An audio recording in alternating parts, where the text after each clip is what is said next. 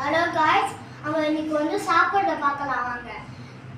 Fish பொரிச்சல், fish மாங்காய் 2 spoon, water 2 தலை, fish தலை, அதுக்கப்புறம் உங்க வாட்டர். சாப்பிடலாம் வாங்க.